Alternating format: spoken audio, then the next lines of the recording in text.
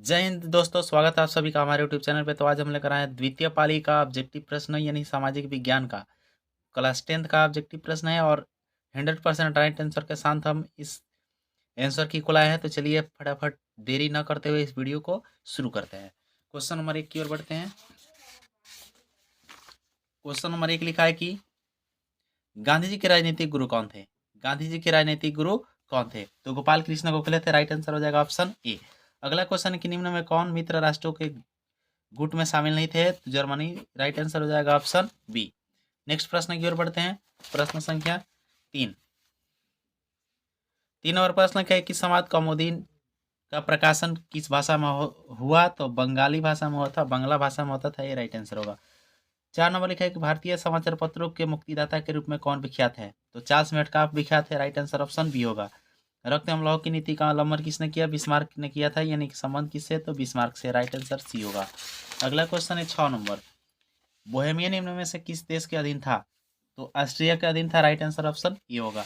अगला क्वेश्चन है कि ग्रेट लिटवस की संधि किन देशों के बीच हुई थी? तो रूस एवं जर्मनी के बीच हुई थी। राइट आंसर होगा ऑप्शन डी।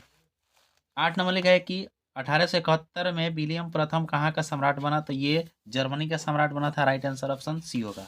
अगला प्रश्न है 9 नंबर लिखा है कि लोकतांत्रिक विकेंद्रीकरण का सुझाव निम्न में से किसने दिया? तो बलवंत राय मेहता समिति ने दिया। राइट आंसर ऑप्शन ए होगा। कौन सा संवैधानिक संशोधन नगरीय स्थानीय स्वशासन से संबंधित है? तो 74वां संवैधानिक संशोधन। राइट आंसर ऑप्शन बी होगा। अगले प्रश्न की ओर बढ़ते हैं।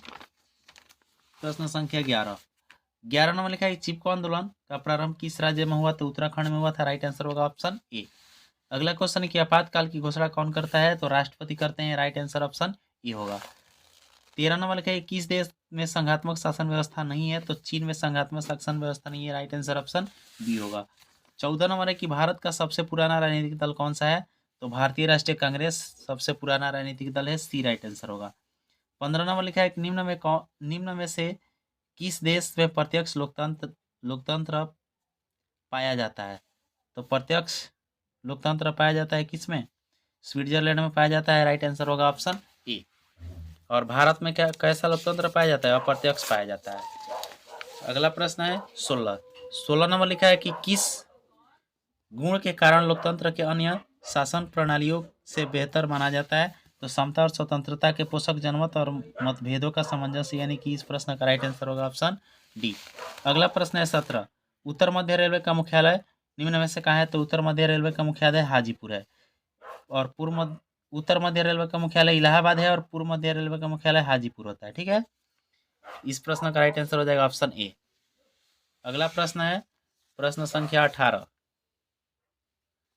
18 नंबर प्रश्न लिखा है कि ऑल इंडिया रेडियो की शुरुआत कब हुई? तो 1936 में हुआ था। राइट आंसर हो जाएगा ऑप्शन बी।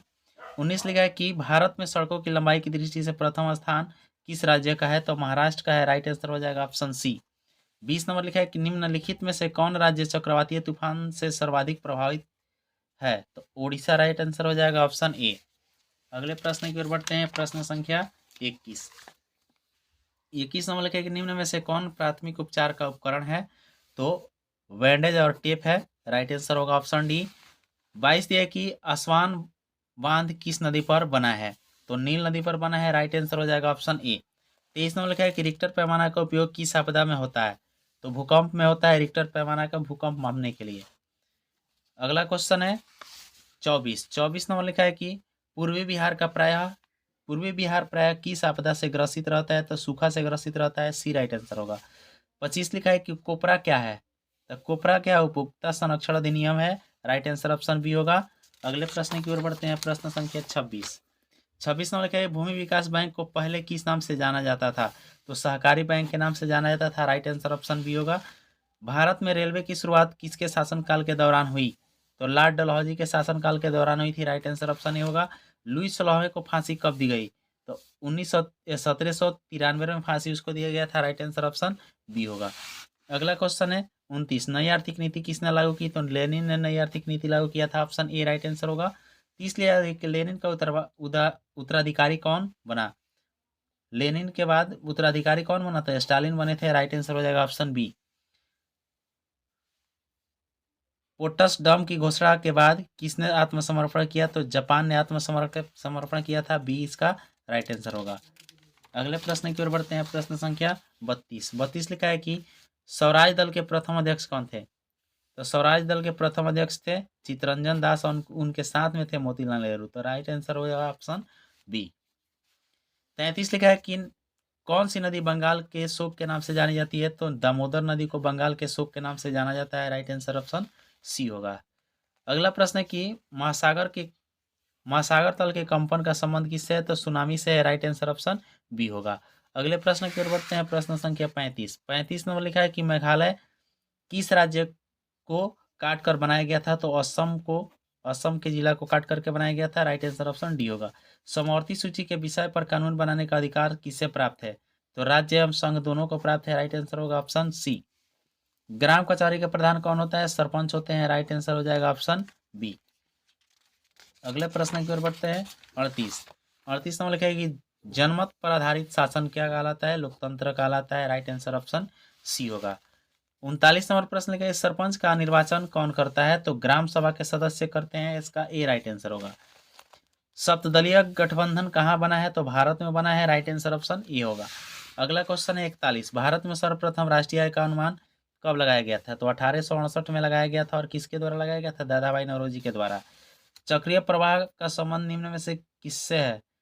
तो आय, उत्पादन आय और व्यय, यानी इनमें सभी इसका राइट आंसर होगा डी। आय और उपभोग का अंतर क्या कहलाता है? तो आय और उपभोग का अंतर बचत कहलाता है। इस वीडियो में आप लोगों को 100% राइट आंसर मिलेगा। एक भी क्वेश्चन गलत नहीं होगा। अगला है कि सूक्ष्म वित्तीय संस्थाओं की शुरुआत किस देश से हुई? तो भारत से हुआ था। राइट आंसर ऑप्शन ए होगा। अगला प्रश्न है कि सकल घरेलू उत्पाद में सबसे कम योगदान किस क्षेत्र का है? तो प्राथमिक क्षेत्र, तृतीय क्षेत्र का है। राइट आंसर हो जाएगा ऑप्शन सी। 46 लिखा है निम्न में से क्या आर्थिक आधारभूत संरचना का अंग है? आर्थिक आधारभूत संरचना का अंग कौन सा है? यातायात है। राइट आंसर ऑप्शन डी होगा। अगला है 47। विश्व व्यापार संगठन का मुख्यालय कहाँ है? जिनेवा में है। राइट आंसर ऑप्शन बी होगा। राष्ट्रीय आय का अर्थ क्या है? राष्ट्रीय आय का अर्थ है कि किसी अर्थव्यवस्था की सभी अंतिम वस्तुओं और सेवाओं का मौद्रिक मूल्य। राइट आंसर ऑप्शन डी होगा। 49 नंबर प्रश्न लिखा है कि कौन सी आर्थिक प्रक्रिया ग्रामीण क्षेत्रों में प्रमुख है? तो प्राथमिक की राइट आंसर हो जाएगा। प्राथमिक यानी कि प्राथमिक क्षेत्र के अंतर्गत आता है कृषि। 50 नंबर लिखा है कि वैश्वीकरण की नीति से किस क्षेत्र को सबसे कम लाभ हुआ है? तो कृषि क्षेत्र को सबसे कम लाभ हुआ है। राइट आंसर ऑप्शन ए होगा। दिनार किस देश की मुद्रा है? तो इराक की मुद्रा है। राइट आंसर ऑप्शन बी होगा। 52 नंबर लिखे कि 11वीं पंचवर्षीय योजना की अवधि क्या है? तो 2007 से 2012 है। अगला प्रश्न है 53 लिखा है कि गैस और बिजली उत्पादन को किस क्षेत्र में रखते हैं? तो द्वितीय क्षेत्र में रखते हैं। राइट आंसर ऑप्शन बी होगा। 54 लिखा है कि आर्थिक विकास की जिस प्रक्रिया से समाज के सभी वर्गों का जीवन स्तर ऊंचा हो जाए क्या कहलाता है? तो सतत विकास, समावेशी विकास, आर्थिक विकास, यानी इनमें सभी कहलाता है। राइट आंसर ऑप्शन डी होगा इसका। अगले प्रश्न की ओर बढ़ते हैं। प्रश्न संख्या 55 में लिखा है कि भारत की पहली मानव विकास रिपोर्ट किसने तैयार की? तो योजना आयोग ने तैयार किया था। राइट आंसर ऑप्शन ए होगा। द्वितीय क्षेत्र को किस नाम से जाना जाता है? तो द्वितीय क्षेत्र को औद्योगिक क्षेत्र के नाम से जाना जाता है। ऑप्शन बी राइट आंसर हो जाएगा। अगला प्रश्न है 57। सार्डिनिया का राजा कौन था? तो सार्डिनिया का राजा था Victor Emmanuel. Right answer option A होगा। 58 लिखा है कि 1919 में थर्ड इंटरनेशनल की स्थापना किसने की? तो लेनिन ने किया था। राइट आंसर ऑप्शन बी होगा। 59 नौ लिखा है कि इटली के एकीकरण का प्रमुख नायक कौन थे? तो मेजनी, काबूर और गेरिबाल्डी, यानी ये तीनों इसके नायक थे। राइट आंसर होगा ऑप्शन डी। 60 नंबर लिखा है कि 1917 की पहली रूसी क्रांति किस नाम से जानी जाती है? तो फरवरी की क्रांति के नाम से जानी जाती है। सी इसका राइट आंसर हो जाएगा। अगले प्रश्न की ओर बढ़ते हैं। प्रश्न संख्या 61 नंबर लिखा है कि निम्न में से कौन उदारवादी नेता नहीं है? तो उदारवादी नेता बिपिन चंद्र पाल नहीं है। राइट आंसर हो जाएगा ऑप्शन सी। 62 नंबर लिखा है कि निम्नलिखित में से किसे पहली बार मुसलमानों के लिए एक अलग निर्वाचन का प्रस्ताव रखा? तो मार्ले मिंटो सुधार ने रखा था। राइट आंसर हो जाएगा ऑप्शन बी। अगले प्रश्न की ओर बढ़ते हैं। भारत में पहली कपड़ा मिल कहाँ स्थापित हुई थी? तो की गई महाराष्ट्र में किया गया था। राइट आंसर हो जाएगा ऑप्शन सी। अगला है 64। कार्न लॉ किस देश में पारित किया गया था? तो ब्रिटेन में पारित किया गया था। राइट आंसर हो जाएगा ऑप्शन ए। इंदिरा गांधी नहर किस राज्य में स्थित है? तो राजस्थान में स्थित है, राइट आंसर सी होगा।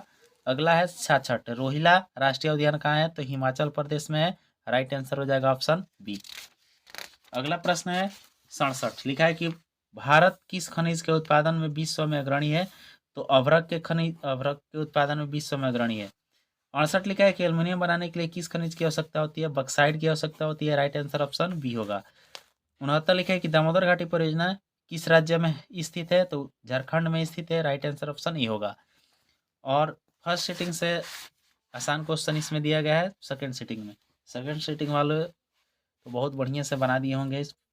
लिखा है कि 70 नंबर की दक्षिण भारत में सर्वाधिक गन्ना उत्पादक राज्य कौन है, तो तमिलनाडु है, राइट आंसर ऑप्शन सी होगा। 71 लिखा है कि विश्वेश्वरैय आयरन नेशनल कंपनी लिमिटेड कहाँ स्थित है, तो भद्रावती में स्थित है, राइट आंसर ऑप्शन बी होगा। 72 लिखा है कि निम्न में कौन सा एशियाई भारत के लिए युद्धपोत बनाता है, तो माझगांव बनाता है, राइट आंसर ऑप्शन ये होगा। अगले प्रश्न की ओर बढ़ते हैं, प्रश्न संख्या 72 हो गया। 73 की ओर बढ़ते हैं। 73 नंबर लिखा है कि निम्न में से कौन अजैविक संसाधन है, तो नदी हो जाएगा, राइट आंसर ऑप्शन सी होगा। अगला क्वेश्चन है कि रेगुर किसे कहते हैं, तो काली मृदा को हम लोग रेगुर मृदा कहते हैं, बी राइट आंसर हो जाएगा इसका। अगला प्रश्न है 75, शरावती नदी घाटी परियोजना कहाँ अवस्थित है, तो ये कर्नाटक में अवस्थित है, राइट आंसर हो जाएगा ऑप्शन बी। 75 का राइट आंसर बी होगा। अगला है 76, भारत का कितना प्रतिशत भाग वनों से ढका है, तो ये जो है कितना 24.62% भाग वनों से ढका हुआ है। अगला क्वेश्चन है कि नहरकटिया तेल क्षेत्र कहाँ स्थित है, तो ये असम में स्थित है, राइट आंसर ऑप्शन बी होगा। 78 दिया है कि भारत प्रथम राष्ट्रीय जल नीति कब अपनाई गई थी, तो 2002 में अपनाई गई थी, राइट आंसर हो जाएगा ऑप्शन डी। अगला क्वेश्चन है 79 नंबर लिखा है कि बिहार में किस वर्ष सबसे भयंकर भूकंप आया था, तो 1934 में आया हुआ था सबसे भयंकर भूकंप, डी राइट आंसर होगा। निम्न में कौन ताप विद्युत केंद्र निम्न में से कहाँ ताप विद्युत केंद्र स्थित है, तो बरौनी, कहलगांव और कांटी तापी, यानी इनमें सभी, इसका राइट आंसर हो जाएगा ऑप्शन डी। तो ये था 80 ऑब्जेक्टिव प्रश्न। आशा है कि आप लोग 40 प्रश्न बिल्कुल ही करेक्ट बनाए होंगे। और ये सब्जेक्टिव प्रश्नों को एक नज़र देख लेते हैं। शीत युद्ध के विषय में संक्षेप में लिखिए। 1848 फ्रांसीसी क्रांति, ये सब बताए थे। और सब देख रहे हैं प्रश्न कितना आसान पूछा गया है। ये सब तो सब्जेक्टिव आप लोग बना ही दिए होंगे। देखिए कितना आसान सा क्वेश्चन है। 7, 8, 9 नंबर यहाँ है, और उसके बाद 10, 11, 12 दिख रहा है, उसके बाद 13, 14, आगे जो है 15, 16 मिश्रित अर्थव्यवस्था क्या है, वैश्वीकरण के 4 सकारात्मक प्रभाव, वित्तीय संस्थाओं का क्या अर्थ है, महिला सशक्तिकरण में स्वयं सहायता समूह की भूमिका। कितना सिंपल सा क्वेश्चन दिया गया है। उपभोक्ता संरक्षण अधिनियम के तहत उपभोक्ता को दिए गए अधिकारों की चर्चा करें। ये 4 नंबर वाला प्रश्न है, दीर्घोत्तरीय। मुद्रा के आर्थिक महत्व की विवेचना करें। और परमाणु शक्ति किन खनिजों से प्राप्त होती है, ये। और 22 नंबर मैग्नीज की क्या उपयोगिता है। कितना सिंपल सब क्वेश्चन है। आप लोग तो इसको आज फाड़ दिए होंगे। तापीय प्रदूषण को प्रभावित करें। 24 नंबर, 25 नंबर, 26 नंबर ये प्रश्न दिख रहा है। 27, 28 ये सब सिंपल सा प्रश्न है। इसके बाद 29, 30, 31, 32 ये सब आपदा प्रबंधन का लघुत्तर ये प्रश्न है, जिसमें से मात्र 2 ही को बनाना होता है। अगर ये वीडियो अच्छा लगा तो लाइक कर दीजिए, दोस्तों के साथ शेयर जरूर कर दीजिए, और चैनल पर नए हैं तो सब्सक्राइब करके बेल घंटी में ऑल प्रेस जरूर कर दीजिए। जय हिंद, जय भारत, जय बिहार, धन्यवाद।